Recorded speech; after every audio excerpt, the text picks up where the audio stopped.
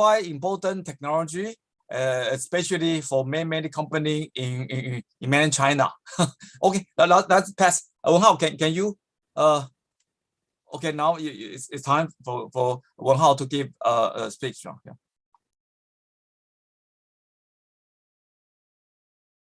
And according to the first lecture, you are required to turn on your webcam. Still, I saw that one student have never turned on the webcam. Gregory, what happened to you? Gregory, you have never turned on the webcam? Well, it's on. It's just that, well, it's back. If Okay. I did for the first lecture, I already announced on our camera website. If you don't turn on webcam, then your attendance when I think the TA will try to double check. I think this is the first day I already announced for everybody so that please do follow this kind of policy we announced on our campus website for the first day. Okay, no. Okay, anyway. Okay, Professor, can you hear me? No problem. Yeah. Okay, so hello everyone, I'm your TA in this course, and today I would like to give you an instructional delivery session. The topic is MEMS mirror for LIDAR and laser display. So the MEMS means microelectromechanical systems. MEMS mirror is an actuator that can change the direction of the optic beams.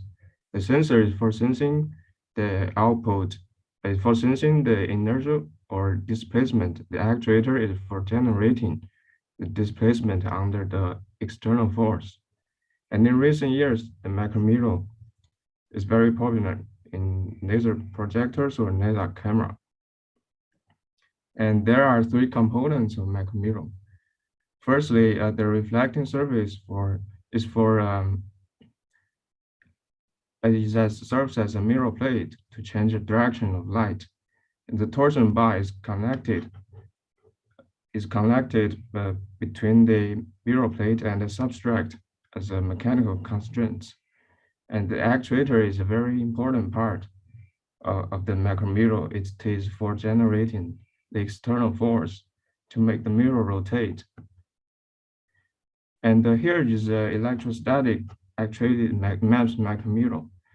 You can see the electrostatic actuation means the capacitive force we're generating after applying voltage between these two electrodes. Usually the fabricated MEMS micromirror chip is at the size of millimeter. And there are also some other actuation mechanism. You can see here is the electromagnetic based MEMS micromirror. There are some search coils around this mirror plate. After there's a current flow through this search coil, there will be Lorentz force on this search coil to make the mirror rotate. And the piezoelectric based MEMS mirror means there is some material such as a PZT. It is an electromechanical coupling material. After applying voltage on this material, it will have a deformation to make the mirror rotate. And here is some comparison between the different actuation mechanisms. I would say for every actuation mechanism, it has some advantages or disadvantages. And if, for example, if your main concern is about fabrication or the compactness, you may need to choose the electrostatic based micromirror. And if you want to conserve the output response, just like the large displacement or the linearity of the output, you may need to choose the electromagnetic based micromirror. And you can also combine this different actuation mechanism together to have a better performance of the fabricated mirror. And before introducing predict the motion of the mirror, I would like to introduce the MCK model for vibration analysis. The MCK model means the mass spring damping system. For this system, the input is a mechanical force. The output is a displacement. For dynamic response, it is a time-dependent ordinary differential equation. And this MCK model is very useful for analyzing the vibration, because in real world, the structure is always the multi-degree of freedom rather than 1 degree of freedom. So in this case, you may extend this equation to get the matrix of a mass or spring constant over a structure. And then you can get the natural frequency of the structure, which is very helpful for analysis. And vibration is existing everywhere in our daily life. If we don't have a deeper understanding about this research field, there will be some disasters. Here I want to show you an example. That's a precious video recorded by American last century. This is bridge collapse due to the force of wind. You can see. So today, for today's bridge, there are many sensors integrated on the bridge to get to have a better monitoring for the structure health. And come back to MEMS mirror. If we want to predict the motion of the mirror, we also use this MCK model to analyze. For this case, the input is the electric force, and the output becomes rotation angle. So here is the time-dependent oscillation amplitude due to the drive voltage. You can see for example, the mechanical angle of the mirror plate can reach to around 5 degrees under some certain frequency at the certain applied voltage. And for the fabrication of MEMS mirror, we usually use the combination of surface micromachine process and bulk micromachine process.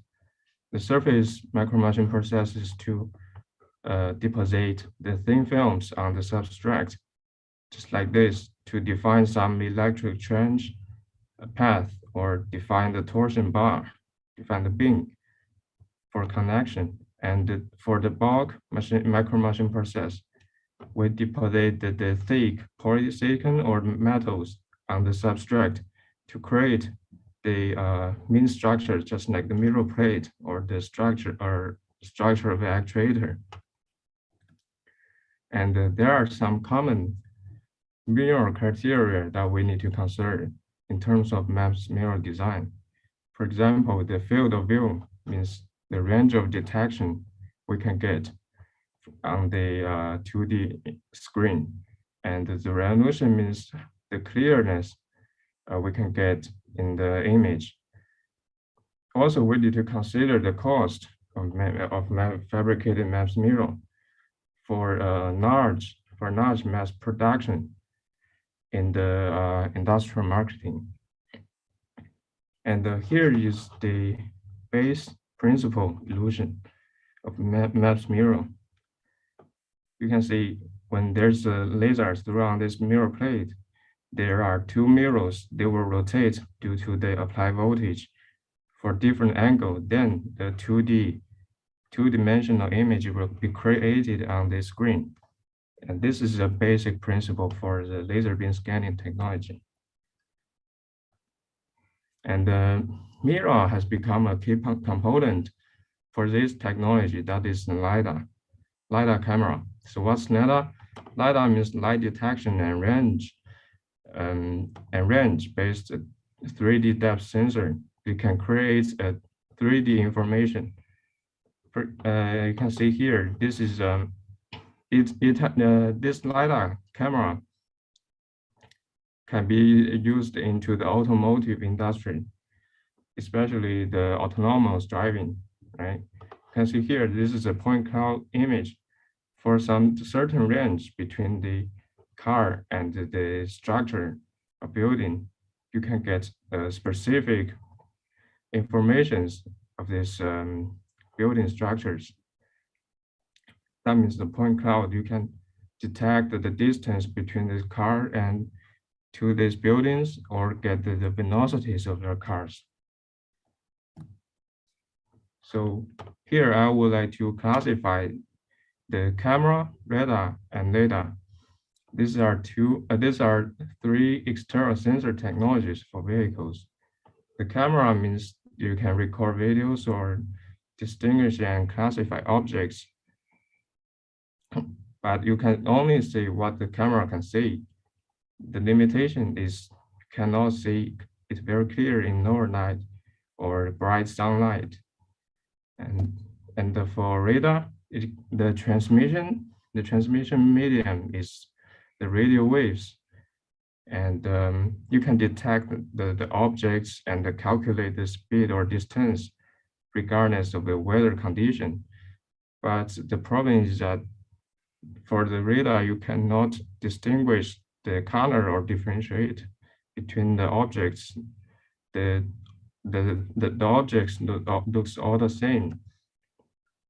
And for LIDAR, the transmission medium becomes a light pulse. It can detect the specific objects and calculate distance. And at the meantime, you can get the specific information of their objects. But the limitation is that the effectiveness and the detection range will be influenced in harsh environment. But in general, the LIDAR has a more promising future than the radar and the camera. You can see here, this is the image provided by the conventional camera. We can only get the specific information of the building structure. But for LIDAR, rather than the specific information of building structure, we can also get the distance or the velocities of the objects. That can greatly help the drivers for driving. And for the working principle of LIDAR, you can see the mirror plays a very important part in the LIDAR. The rotation of mirror, the rotation of MEMS mirror is controlled by the function generator. And after it rotates, it will diffuse the laser beam on these objects. And the processing board is for analyzing the information reflected from the objects. And here's the real product of LIDAR, that is Intel RealSense. We can see the medium Z at maximum resolution is about 25 centimeters. And see these components here. We can see that the main components is the infrared image module consisting of a laser and MEMS mirror for emitting the light source onto the objects. And the integrated circuit board is for analyzing the signal reflecting from the objects. And it also has the IMU sensors for sensing the velocities or the acceleration of the objects. So it's a multifunctional sensor or technology. And here are some benefits of MEMS mirror-based LIDAR. Firstly, it has a small size compared with other commercial LIDAR. And so it means it can have a better integration into the car.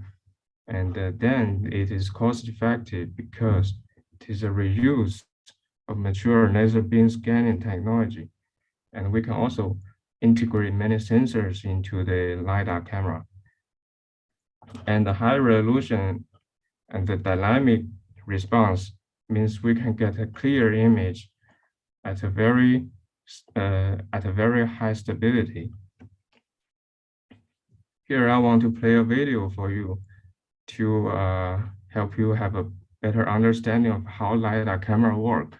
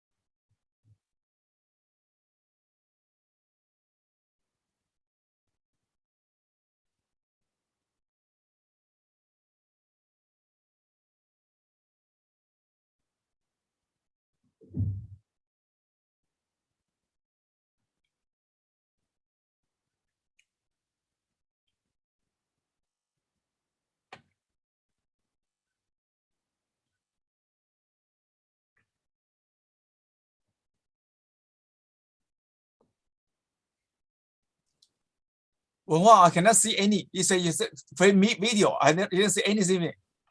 Huh? Hmm? You say you play video, but I only see your PowerPoint slide. Oh, sure. Okay, okay. Sorry for that. So can you see my screen? Can you see the video now? Can you replay your video? Oh, okay, okay.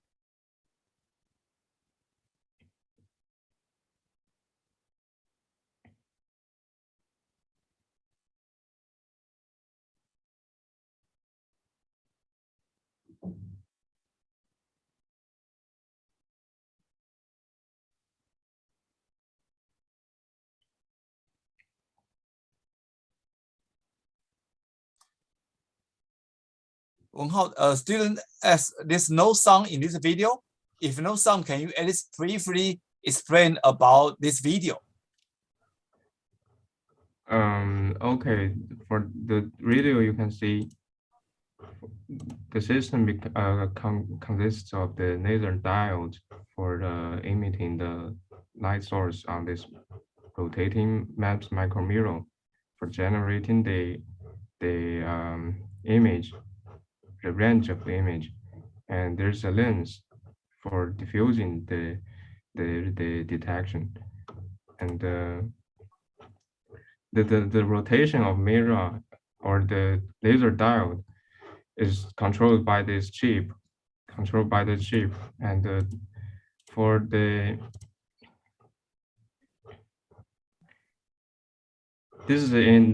the light is infrared.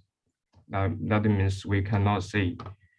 After it reflected from the object, there's receiver lens to capture this reflecting light, and then send it to the integrated board for signal processing.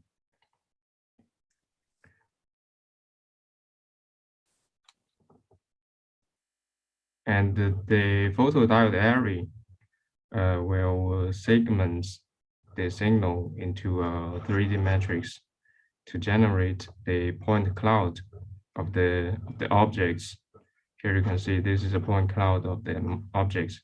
And on this point cloud, we can get the distance or the specific informations of our objects.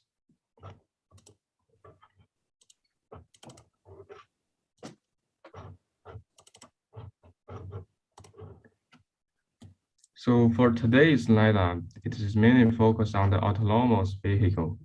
That means we integrate the one long-range LiDAR in front of the car for environment mapping and modeling. And the range is usually 100 meters. And there's a huge future opportunity for the mid-range exterior LiDAR for the short-range detection around the car. That means we install many LiDARs around the car to sense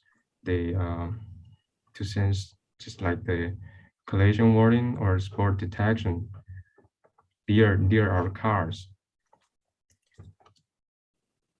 And also we can integrate the LiDAR inside the car to sense the gesture of the drivers.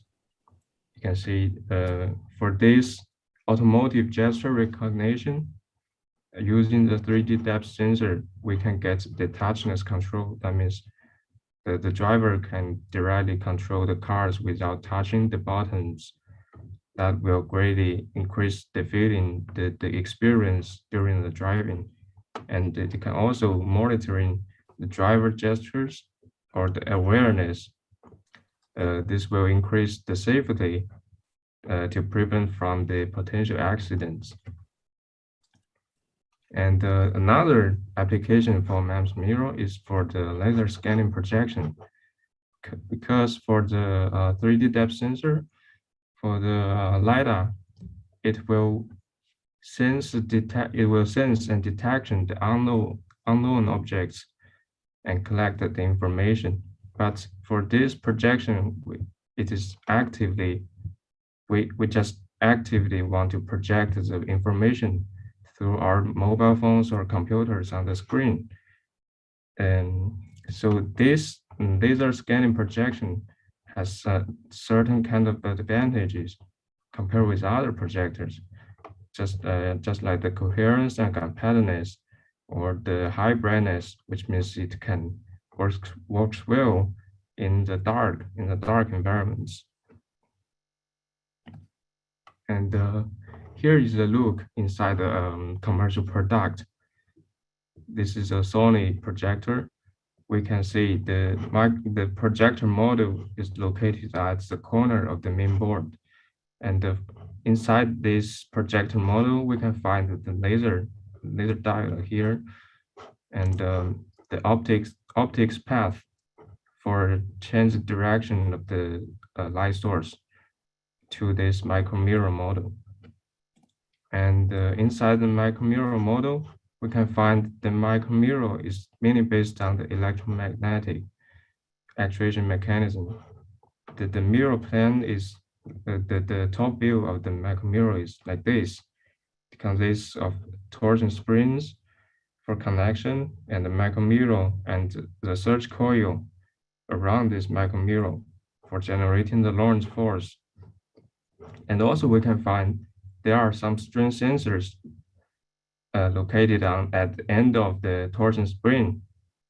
The strain sensors is for detect the rotation of the mirror, because if you want to create the high resolution image, we need to match every pixels of the projected image with the position of the micromirror.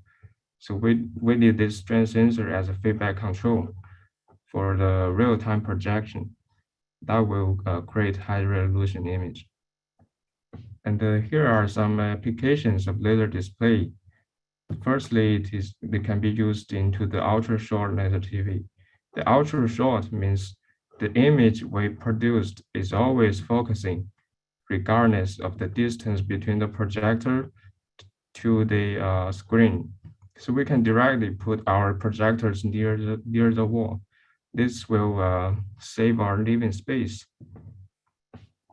And another application is for the interactive display. You can see this is a technology provided by the Microvision's company. We can directly control the images on the screen by our gestures. This will increase our experience in the virtual reality, and it can also apply it into the head-up display for the automotive industry. or the laser display for the AR glass. So Micromirror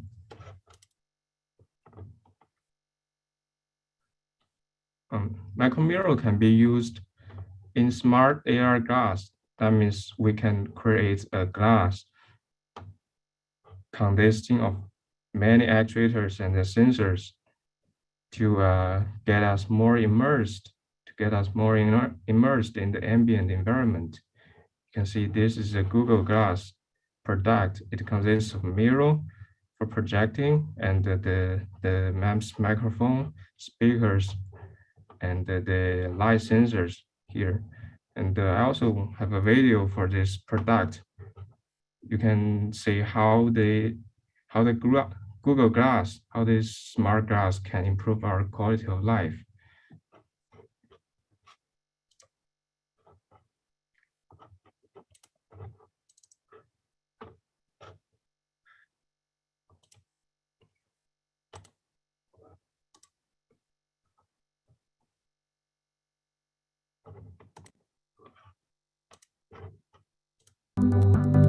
Can you hear the voice? Every business in the world has problems to solve. You don't have to look for those. Are there more efficiencies to be gained? Is there a better way to do this process? Can you hear the voice, Professor?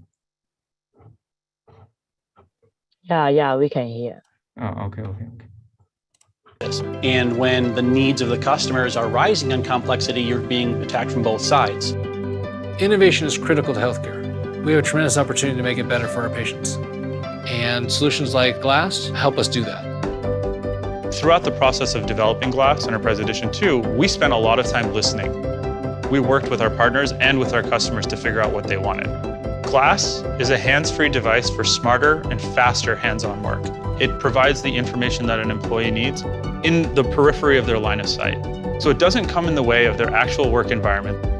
Glass has made ICO a safer company because you have two hands to do your job, whether they're climbing on and off units or trying to do something in the field.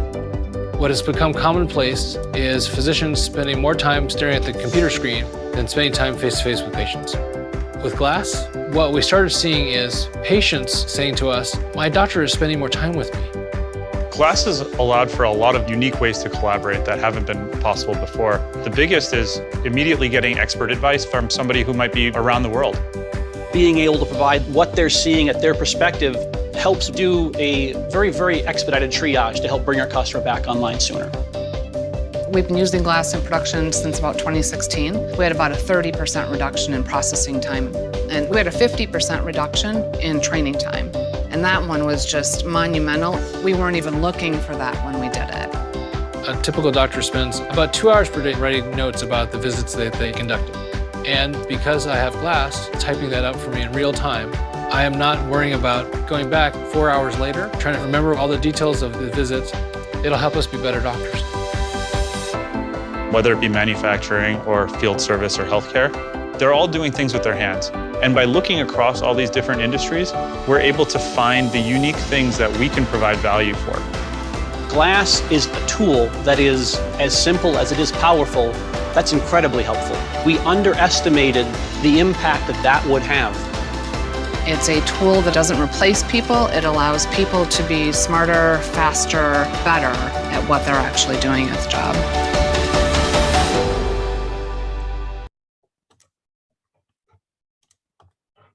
So you can see the smart glass can increase the convenience of our life.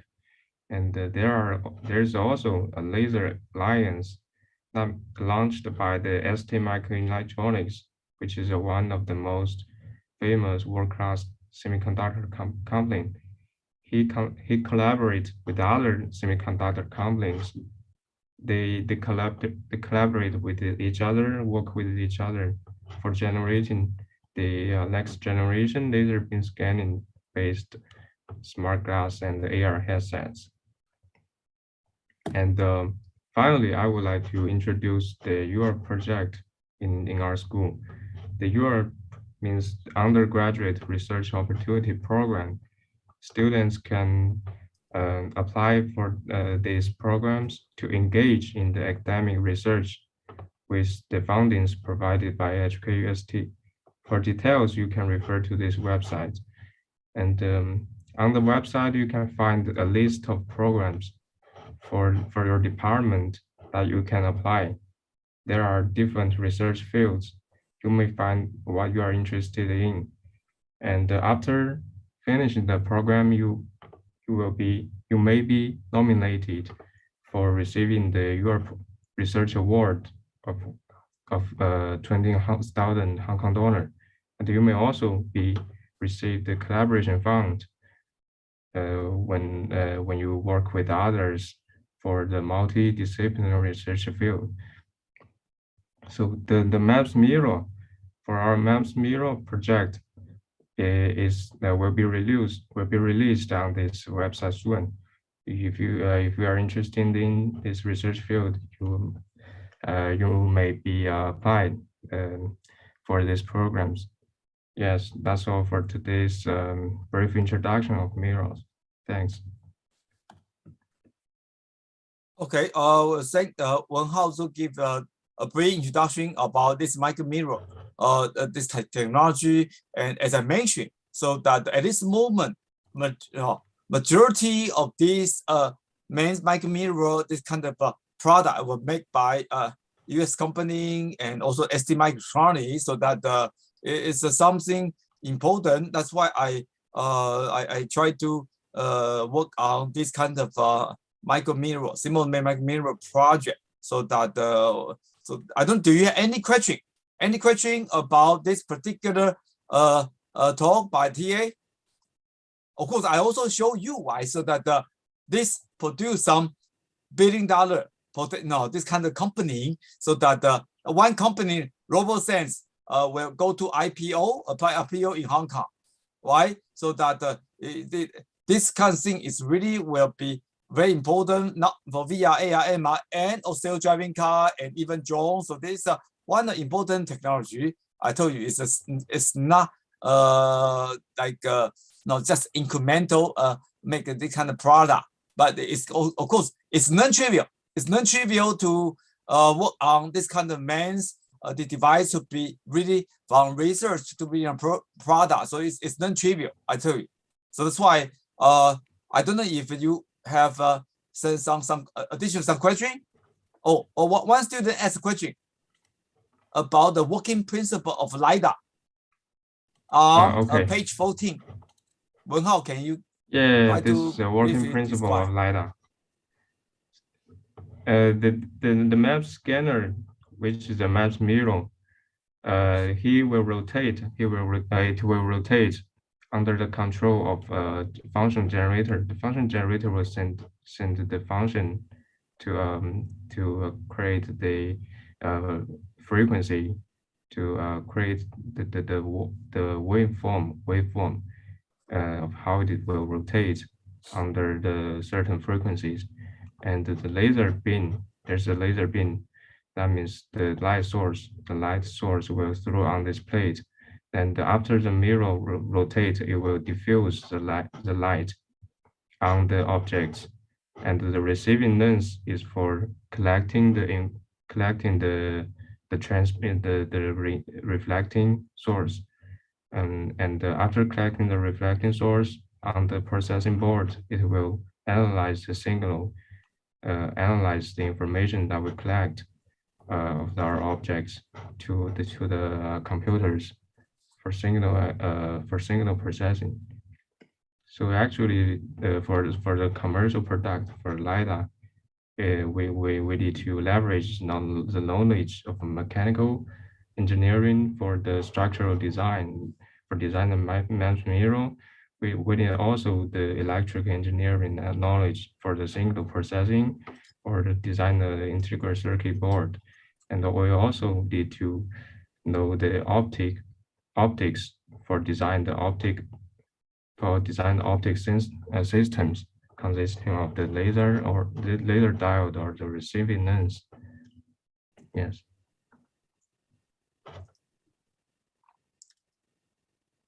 I want to add additional thing about this thing. So what shown in this particular slide is only one type of this kind of LIDAR.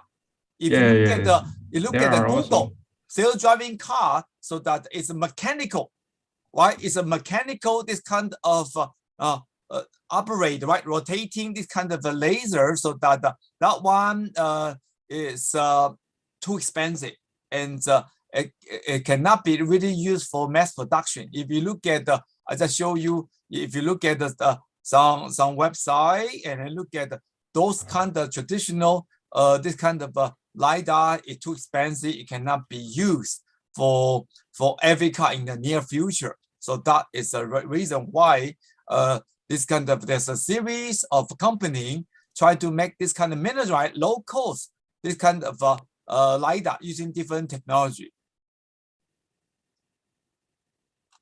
Yes, the mechanical LiDAR is also so bulky.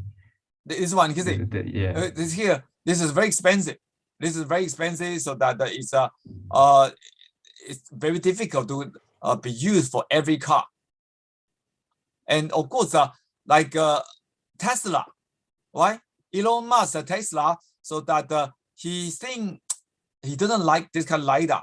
They say too expensive. That's why you look at Tesla's the car, they don't have this kind of LiDAR. They use only web camera only, single image sensor. So there's different technology for to use this kind of LiDAR. Okay, so that again the one show is only one. Okay, yeah. And one more, if you look at those iPhone 10 or beyond, so what actually is also some kind of different kind of way. Now, why iPhone have some kind or new iPad have LiDAR? Do you have an idea? It is based on the LED light No, source. not LED. It's laser. Solid state laser.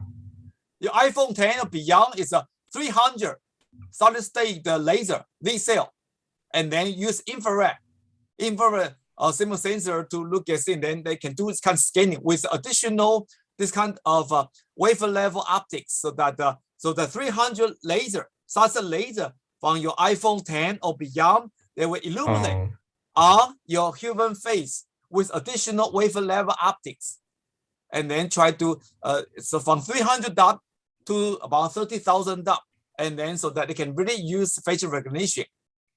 So that maybe there's some difference. There's a different design of this kind of LiDAR. Right, so that from mechanical design is Google, I also want to share MEMS LiDAR and other solid states, this kind of thing. Yeah.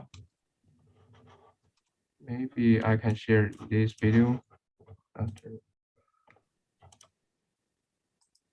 You can see this is another design. Can you see my screen? Can you see my screen? Yes.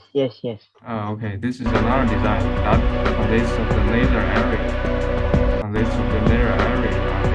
optic lens, not the MEMS mirror.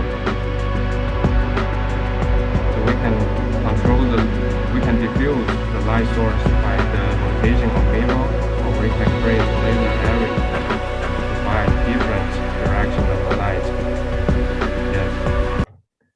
I think this is a basic principle for the iPhone's laser lens.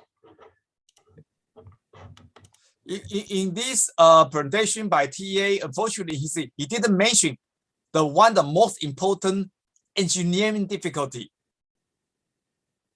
That's why it's why it's so difficult. In mainland China, there's not too many companies can really make a real product. That's why why you have import so many. This kind, not only semiconductor chip, but also the main device now for overseas. You say every year, right? 200 billion US dollar or 300 billion US dollar at import. Not only semiconductor chip, MEMS and all things. So that again, this when how you never talk about any difficulty about this. Why it's so difficult?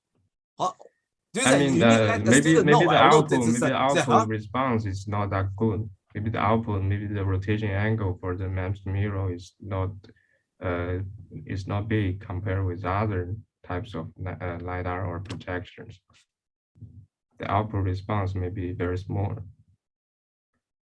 But no, this is not only reason. There's a lot more difficulty in terms of for all this kind of advanced device, you want to from research to the real product, it's a long,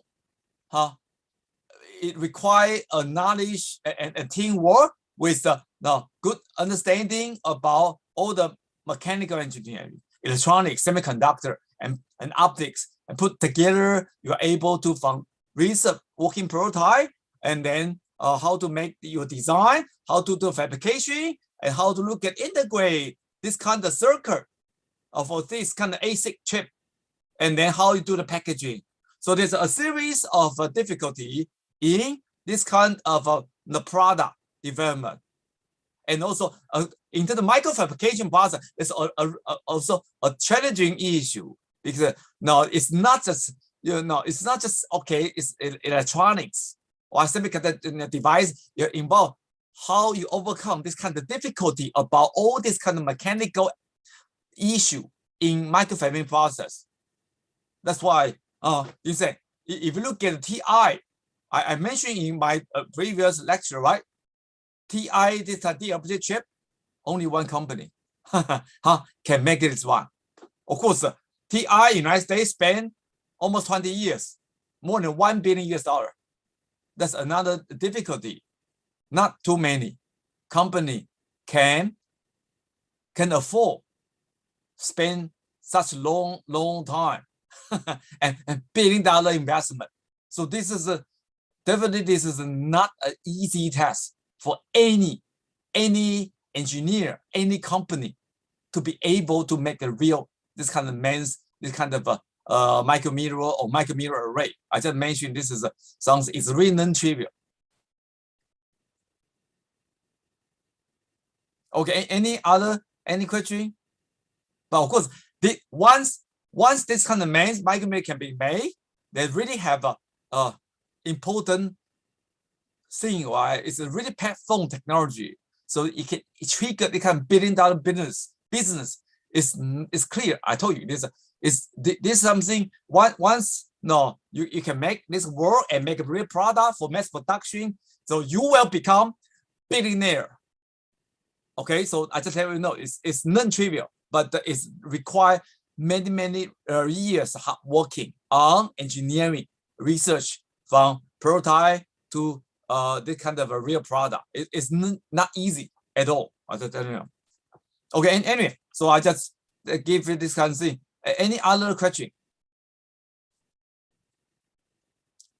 If not, then I think, of course, I do think, okay, so that we are almost with the end of this spring semester, so that in the summer, so that I just mentioned, so that you are welcome to think about some summer intern or this kind of your project, so that of course at the end of this semester next week, so Hong Kong CRC manager will also give this kind of brief introduction of our Hong Kong CRC, right? So that this kind of manager to give this kind of this kind of intern, right? The summer intern for you to work on something related to this kind of practical building engineering project. Okay. I think any other question? If not, probably that's it for this. Professor, I think there's one student asked the difference between the mirror-based projector of the traditional projector. For the, can you for try the to traditional projector? Yeah. Maybe it is the type of DLP based or the LED based. That means for these projectors, the image will not be focusing for some certain distance. That means it will pose a requirement for placing your projector to a certain distance between your projected screen to reach the focusing image. But for the laser scanning technology, the focusing is always, the image is always focusing. You can directly put your projector near the screen, and maybe there are some difference. For example, maybe for a traditional projector, it doesn't work well under the dark environments. It will not have a high brightness compared with the laser projectors. The The answer as by provided by TA also I can see it's not complete.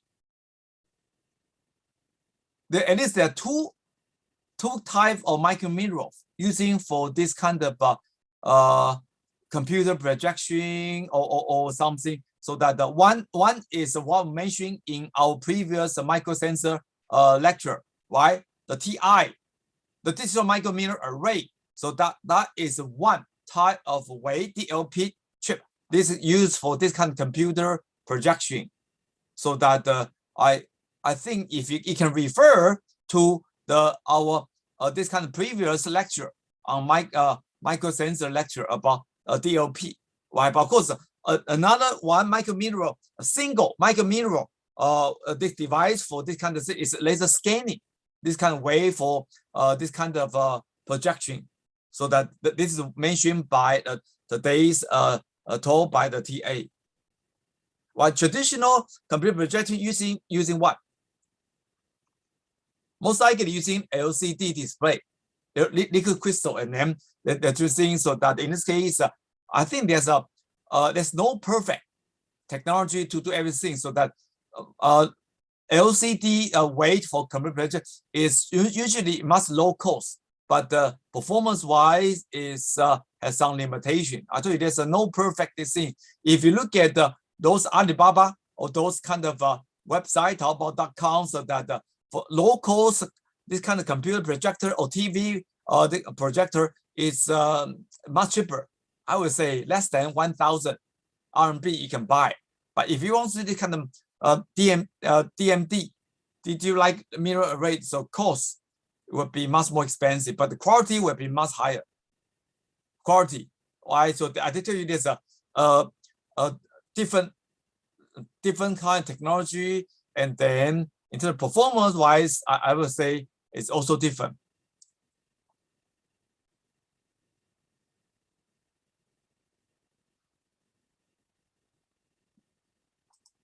Okay, so again, so I do think this is a quite important thing, and then for all you to understand this kind of spatial this kind of thing, and then Wen Hao have done the excellent job to work on the modeling, simulation, and observation of this micromirror, and he is working on design of fabrication of this kind of micromirror, right? So that if you want to participate in the summer, so that you're working to contact this thing. Of course, I will try to post this kind of Euro project, right? So that relate to this thing, of course. Okay.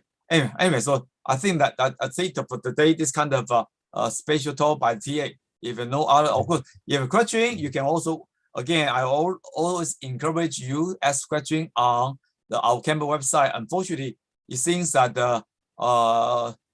there's very quiet. I didn't see any too many students ask question on our campus website for some reason. So that again, for those of you, your midterm exam is not doing good. I do want some of the students to be asked good question, right? According our grading policy, so that if you ask a good question and then on campus website or in our online teaching, again, you can get some additional like score doing that. So that this is something quite important. Actually, yes. Okay, so I do encourage all of you to ask a good question. Okay, one student ask a question. What? No, I have a question. Not about the course itself, but about Europe, and not Europe, the content of Europe, but the technical situation. I can't seem to access the application for Europe. I asked the TA to prepare summary and then try to upload on the this kind of Europe website. I do have the other kind of Europe project, not on Micromirror at this moment. Okay, anyway, I will try to ask my PhD student Wen Hao to quickly prepare this one and upload on Euro website probably today. Okay, yeah. But of course, I do have the other kind of the project. So that anyway, so that today I will ask the TA to quickly finish this kind of a project related to this kind of micromirror. Okay. So one student say, I don't know. Chun Hei, you say how you are not in China. What's the issue? I don't say. I know some of your project you have to do it can expand work in our US campus. Some of your project you can do on remote, just like online teaching or online things. So that it really depends on this kind of project.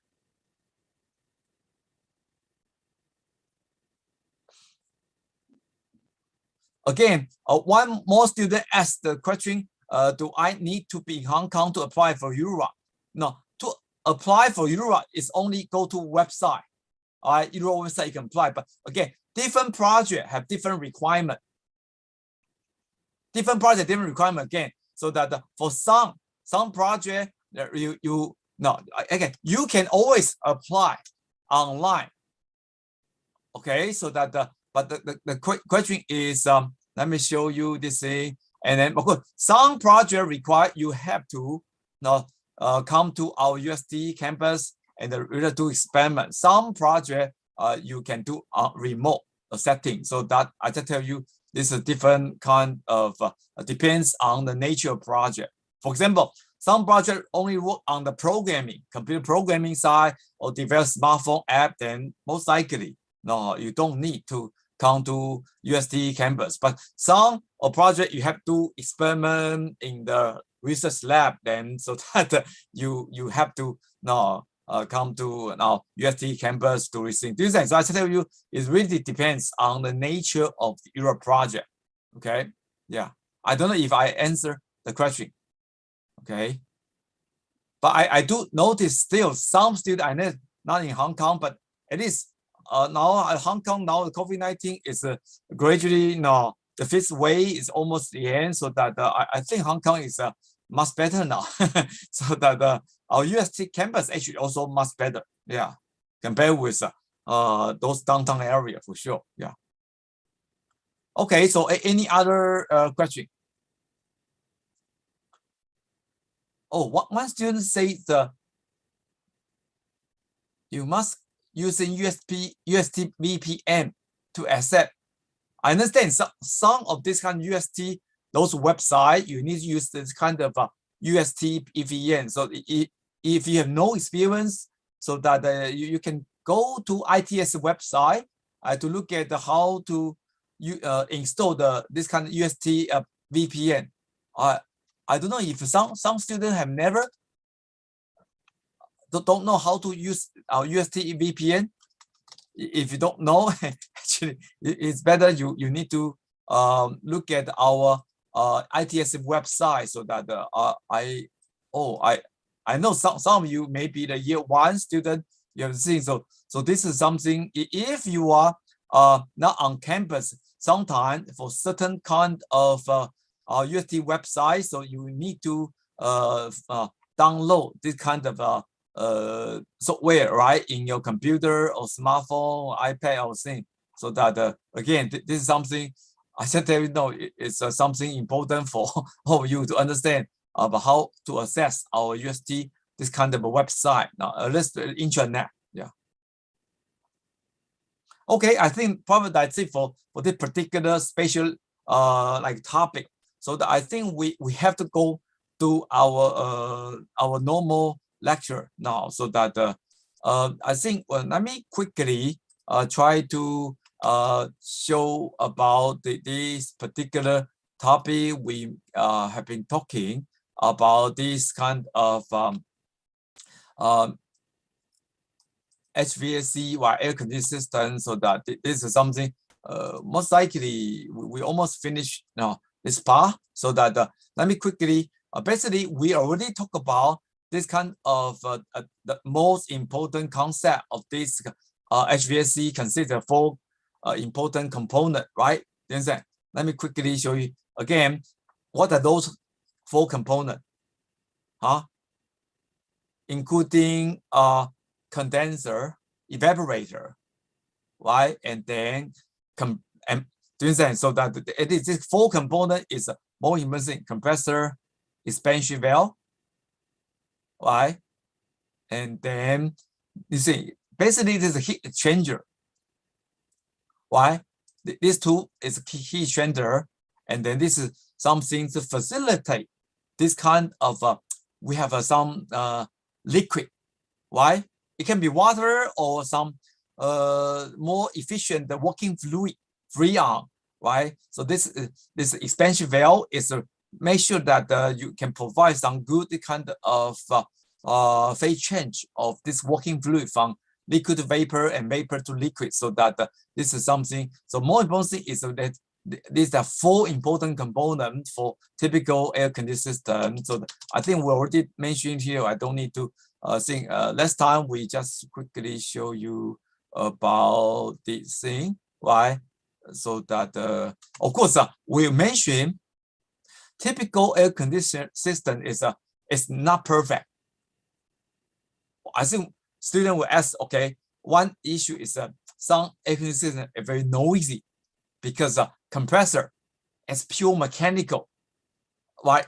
Electrically and then very noisy. So that this is something I just tell you that the traditional design do have some limitation, right? Condenser, and then so that and then metering valve. We also mentioned this kind of important one directional, like kind of flow control device, metering device. Make sure that it can really properly, right, to control this kind of superheat, the temperature delta T, right, between upstream and downstream, so that they maintain good this kind of thing. And then as I mentioned last time, of this very sophisticated mechanical device with this kind of temperature sensor, with this kind of sensing valve, so that I also mentioned this is last time we show you this kind of video. It's quite sophisticated this kind of temperature control to control this kind of superheat delta T, right? So that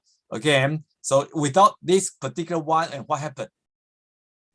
It can cause some failure of this thing, because we need to make sure that we only let this kind of flow, right, to go one direction. If you let this kind of vapor, liquid, it actually it's a two-phase flow. You have liquid, but there's some vapor, phase change, right?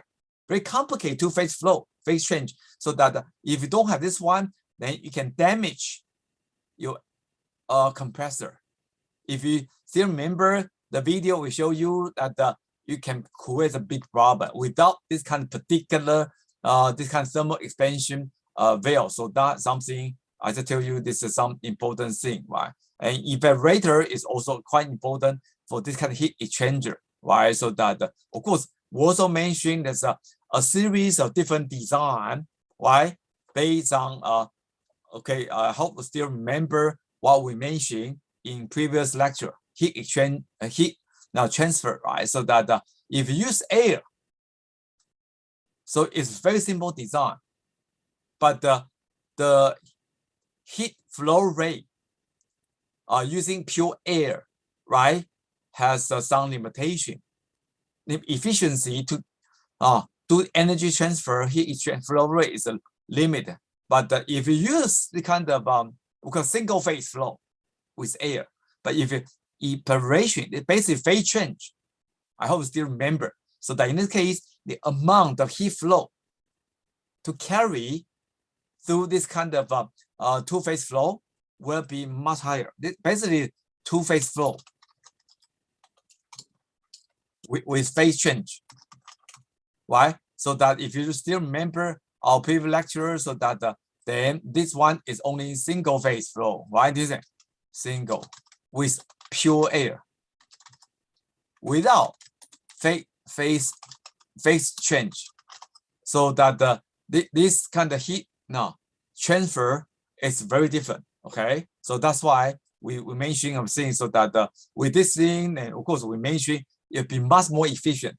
The heat amount of energy will be much more efficient. Okay, so that as we mentioned this thing, and then of course with mentioning, you see, with air cool, so that because amount of this energy to carry to the air is limited. In this case, if you want to use for large this kind of a building, for this kind of to cooling, then you need to what?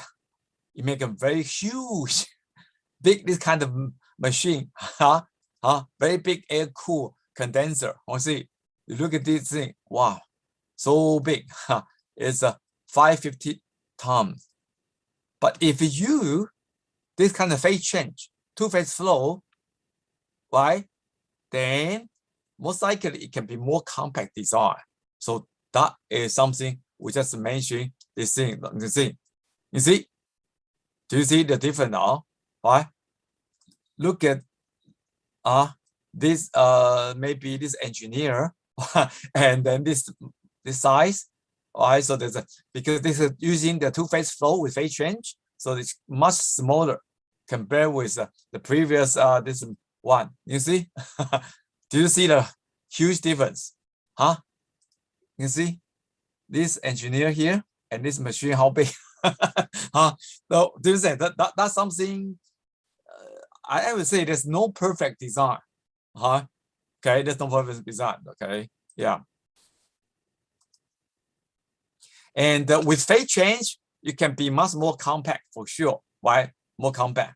And that's why for this kind of phase change, or there's another family of this kind of cooling device, not only for building, for your computer, laptop computer, and also even smartphone is those heat pipe.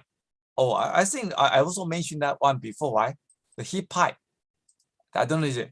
Heat pipe is another interesting cooling device, cooling device with phase change. Okay, it's used widely used in your laptop computer and even some in laptop computer, and also even some new smartphone.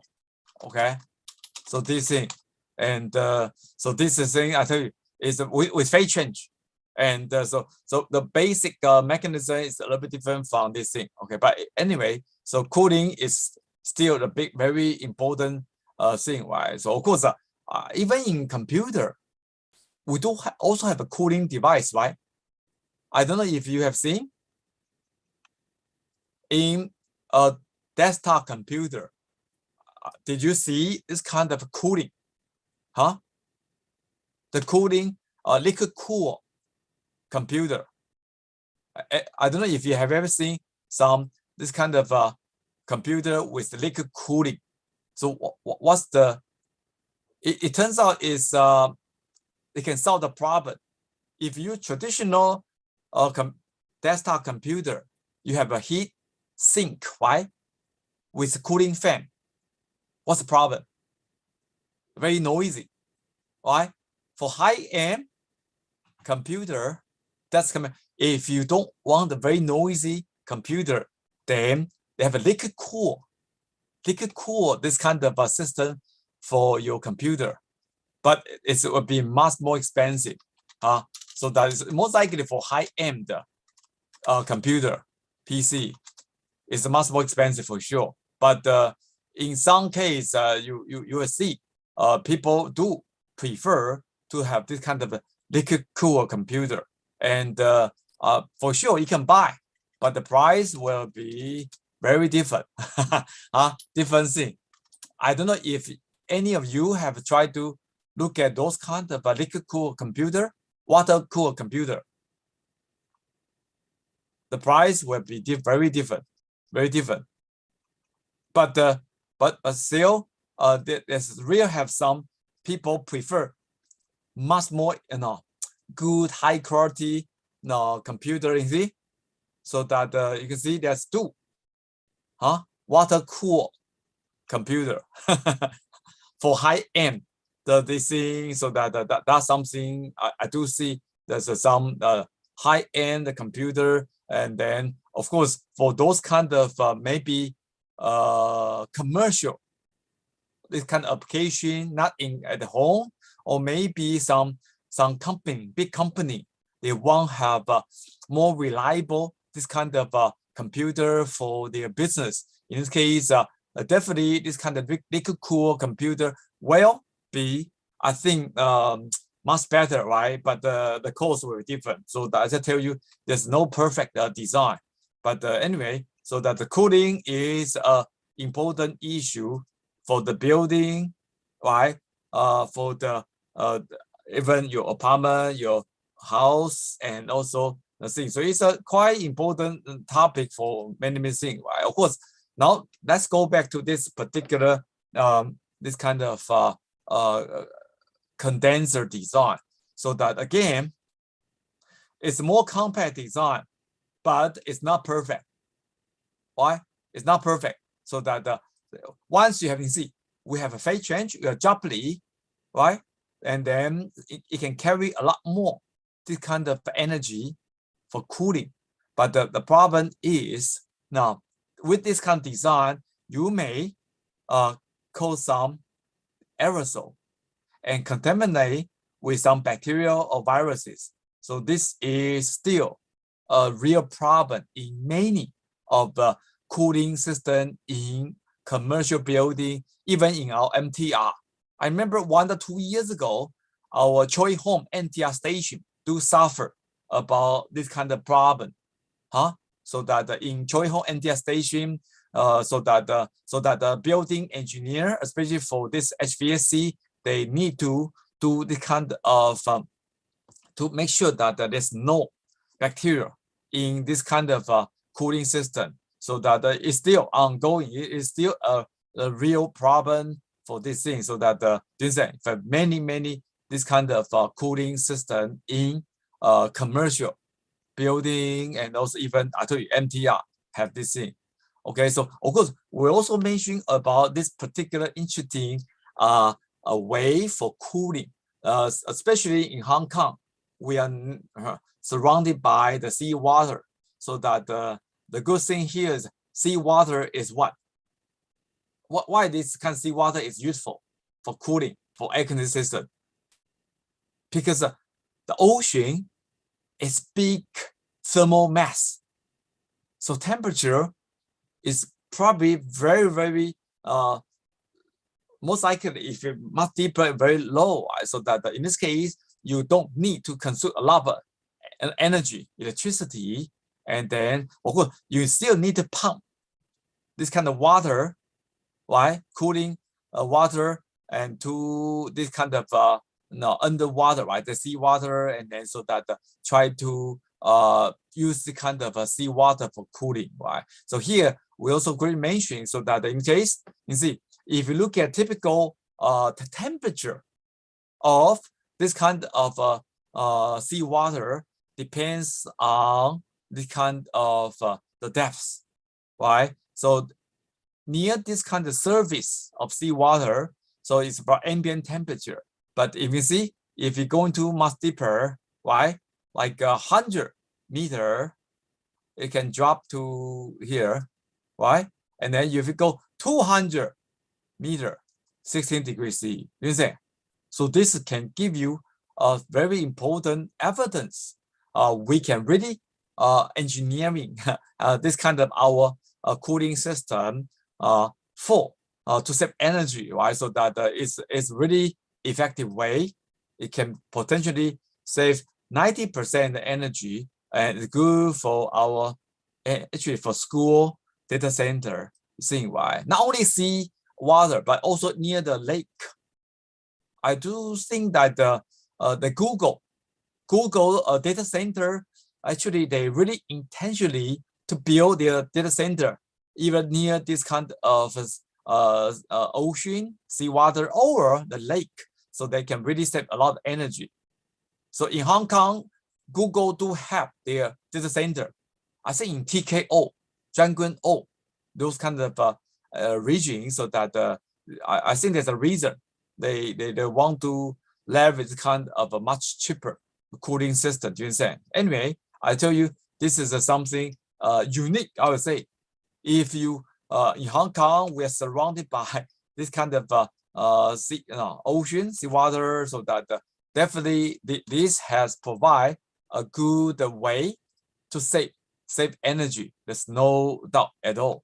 You see, and of course, we also show, let me show you this one. So that this is from one company, right? The website, they try to show about this kind of a lot more detail about this kind of a seawater air cooling system.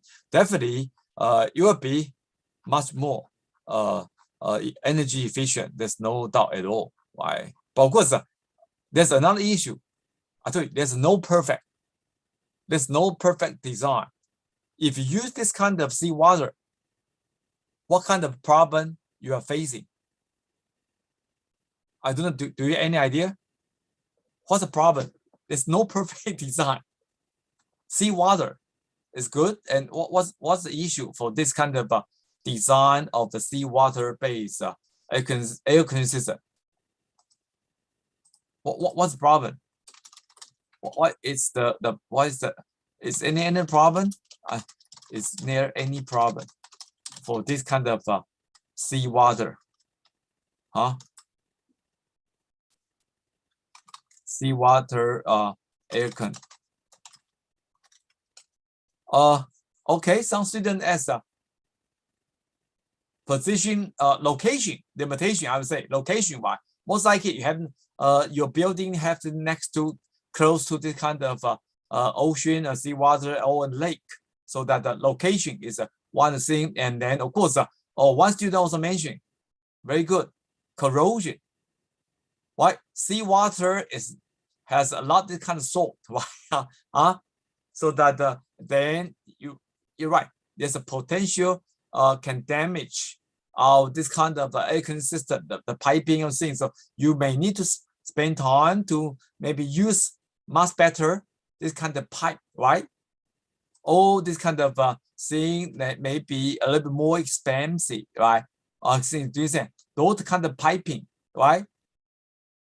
Or those material you want to pump, this kind of sea water, right? Pump your cooling water to this kind of sea water. Then in this case, you need to probably you'll be a little more expensive to make sure that you use the right material, and then everything have to make sure you have this kind of corrosion, anti-corrosion, this kind of engineering for your the system, right? And of course, there's also potentially you may need to have some filtering device to minimize some of the dirt and solid particle, and then so that there's an additional thing, fouling effect. Fouling. Seawater have caused some corrosion, but there's another thing, fouling. That means maybe on the surface of the pipe, there's some fouling problem, and also growth of some microorganism. So these are additional engineering problem now for this kind of seawater air conditioning system. So that in terms of the cost, right? The cost now it will be much higher, but of course, any kind of engineering, right? You need to find the balance between the cost and performance, right? So that definitely for this particular one, you may need use more expensive kind of a material, right?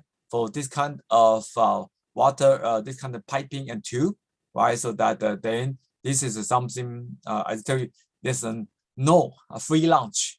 You no free lunch. You know what I mean? You want to use this kind of cool, very cool, this kind of low temperature seawater, save energy, then you have pay. This kind of you need to spend more this kind of effort and the money to better this kind of the system. You say that something I tell you is no free lunch, but definitely is much more energy efficient design. There's no doubt at all. Okay, and then you see. So here I show you one example, right? So that it will be a little bit more sophisticated design, but in general, it should be, I think, one possible good this kind of a design for this, especially for Hong Kong. I do think we have many building and then Hong Kong next to this kind of ocean. Okay, and okay, so that of course there's additional here I show you this additional this kind of design of this thing, so that this thing, so that this is definitely this is another type of this kind of water cool condenser using recirculation water from the cooling tower. So I mentioned we have a series of different design from the simple air cooled, right?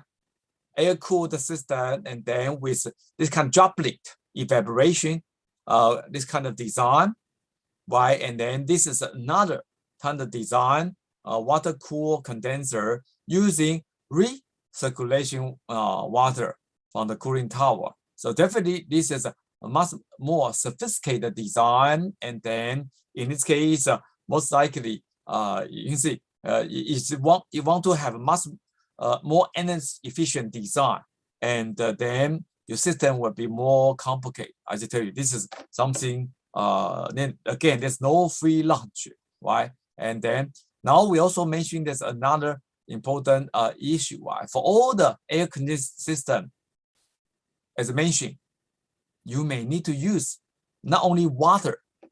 Water is okay, but water is not the best. This kind of working fluid or refrigerant.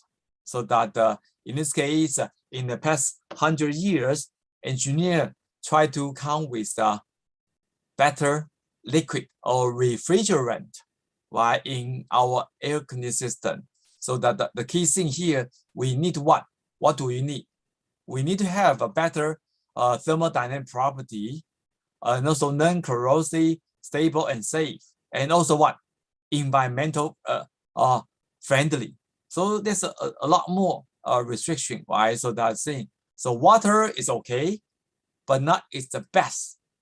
This kind of working fluid or refrigerant. So in the past, so that you see, so that the first is, of course, you need to consider about if this your working liquid is any corrosion problem, and safe, you will not cause some toxicity, kill people, toxic, or you can burn, right? Cause some explosion or cause some fire, right? And then so that definitely there's a in the early day you're seeing the sulfur dioxide gas or even some ammonia.